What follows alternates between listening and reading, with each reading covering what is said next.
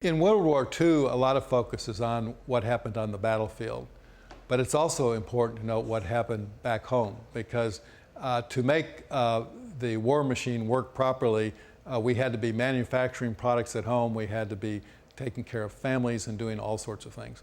Well, with the disappearance of many men into the military, much of the work that had previously been done by men was suddenly being done by women.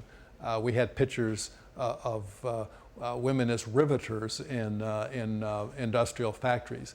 And this really, I think, was an eye-opener for a lot of Americans, that women could do this work, they were often needed to do this work, and I think after World War II, attitudes really did begin to change to the system we have to now, where women play a much more prominent place in the normal workplace.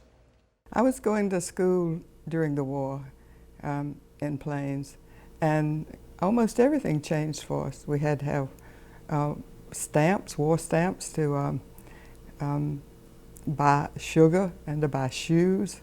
And every Friday morning, I think it was, in chapel, we would walk down and buy either war stamps or war bonds. Stamps were 10 cents, and I think the war bonds were $25.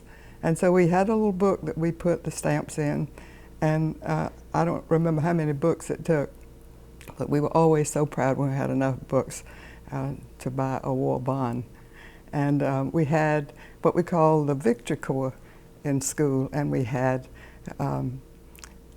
khaki uniforms, and they were like a private's uniform, a hat like a private's hat, and we actually learned to march, and it was an interesting time for us in Plains when I was in high school.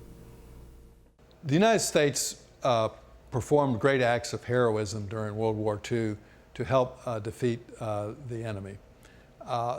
Many of these heroic acts were done by African Americans, but they were forced to work in separate units. We did not have the integration of the armed services at that time.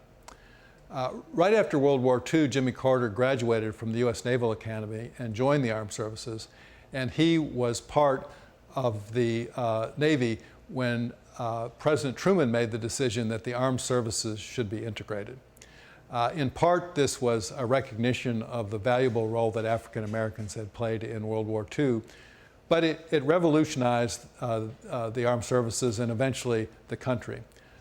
It was because of these actions by Truman while Carter was in the Navy that set the ground for people like Colin Powell and others who went on to serve in very distinguished roles, first as United States generals and then later as secretaries of state and other high positions. So the military was a leader in terms of bringing about a change in America that provided for more equality between the races.